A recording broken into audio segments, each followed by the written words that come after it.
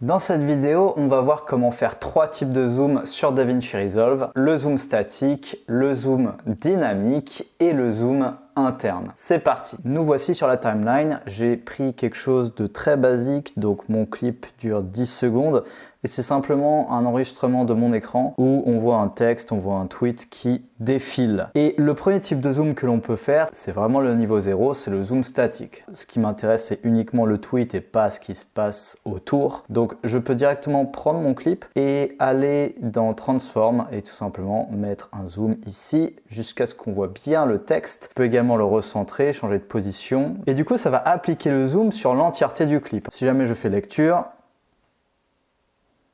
ça va donner quelque chose comme ça. Après vous, peut-être ce que vous entendez par zoom, c'est zoom, quelque chose de dynamique. C'est également possible de faire ça, il y a différentes façons de procéder. Je vais vous donner la méthode qui, selon moi, est la plus flexible. Donc tout d'abord, on va déterminer un point de départ et un point d'arrivée pour notre zoom. Alors ça peut être l'entièreté du clip ou tout simplement un intervalle. On va faire un double-clic sur le zoom et la position pour réinitialiser les valeurs. Et imaginons que je veuille faire un zoom de 3 secondes. On va commencer à la frame 0. Je vais mettre un keyframe pour mon zoom et pour ma position. Je vais avancer mon curseur jusqu'à la 3e seconde et je vais refaire un keyframe. Enfin, il ne reste plus qu'à zoomer pour mon keyframe d'arrivée. Donc, on va remettre à peu près les valeurs que l'on avait définies. Si jamais je repasse le clip, ça va partir de l'image globale et ça va zoomer petit à petit jusqu'à la 3e seconde et après ça va s'arrêter et le texte va défiler. Je trouve ça plutôt pas mal. Le seul truc peut-être qui manque, c'est d'adoucir un petit peu l'animation. Pour ça, c'est vraiment pas sorcier. On va revenir à notre keyframe de départ. On va faire un clic droit sur le zoom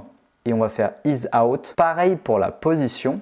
Et on va faire exactement la même chose pour le keyframe d'arrivée, c'est-à-dire celui à la 3e seconde. Clic droit, ease in, clic droit, ease in. Et maintenant, ça va être beaucoup plus fluide, comme vous pouvez le constater. Le dernier type de zoom que l'on va voir, c'est le zoom interne. Pour ce faire, je vais prendre un autre clip. Je vais prendre le clip d'une image, donc de quelque chose de statique, tout simplement parce que c'est plus simple à faire. Mais le principe est le même pour une vidéo. Donc ce que j'ai envie de faire, c'est de garder les bords statiques, mais de zoomer uniquement sur une partie de l'image. C'est-à-dire qu'on va faire ressortir ici le profil du tweet. Ça va créer un zoom qui va approcher cette partie de l'image vers notre regard. C'est peut-être un poil plus compliqué, mais ne vous inquiétez pas, on va voir ça ensemble. Donc, on a notre curseur sur le clip et là, on va aller directement dans l'onglet Fusion. Donc, la structure apparaît comme telle. On a notre Media Out, c'est-à-dire notre image qui va apparaître sur notre timeline et notre Media In. Pour l'instant, ce sont les mêmes. Pour commencer, je vais prendre mon Media In et je vais faire un copier-coller. Pourquoi je fais un copier-coller? Tout simplement parce que je vais coller les deux couches ensemble. Donc ce sera 2 fois les mêmes images. Et pour la deuxième image, donc pour celle-ci, je vais zoomer sur une partie seulement. Une fois que c'est fait, je vais prendre mon nouvel élément et je vais appuyer sur la touche Shift de mon clavier. Et dès que la ligne tourne au bleu-jaune, je le lâche.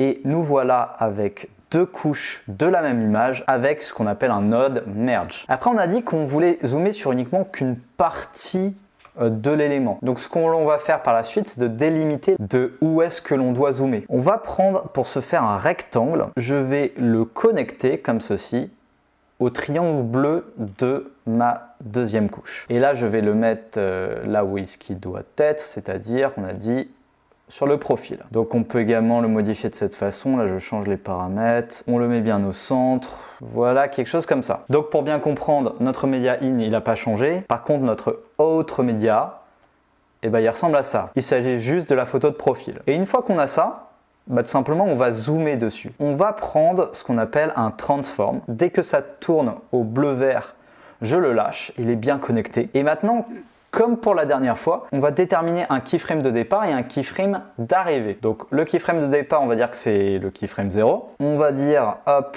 on met un keyframe pour le size et pour le centre. On va aller, je ne sais pas, 30 frames plus loin. Donc je vois ici la frame actuelle, c'est noté juste là. Donc on va aller à la frame 30. On met un keyframe de fermeture et on va zoomer un petit peu, on va mettre 1.5 par exemple, on va le recentrer quand même, voici, et du coup ça donnerait quelque chose comme ça. Et si je regarde pour mon Media Out, Ça donne quelque chose comme ça. C'est bien, mais on peut rajouter quelques points de détail pour rendre la chose un petit peu plus évidente. Tout d'abord, ce que je vais faire, c'est que je vais diminuer la luminosité pour ma première couche, pour ma première image, celle-ci. Donc ce que je vais faire, c'est que je vais prendre un Brightness and Contrast. Je le prends, dès que ça tourne au bleu-jaune, je le lâche. Je vais diminuer légèrement la couleur. Je vais mettre du moins 0,3. Et là, ça ressort beaucoup mieux. Sauf que pareil, je vais mettre un keyframe de début et un keyframe de fin. Donc frame 30 et frame 0. Pour la frame 0, on part de la valeur initiale, c'est-à-dire brightness est égal à 0. Et plus ça va vers la frame 30, plus ça s'obscurcit et du coup, plus le profil ressort. Alors ça me fait penser qu'on va zoomer un petit peu plus. Voilà, quelque chose comme ça. Et là, ça marche. Je peux à présent revenir dans mon onglet Edit et on regarde ce que ça donne. C'est mieux.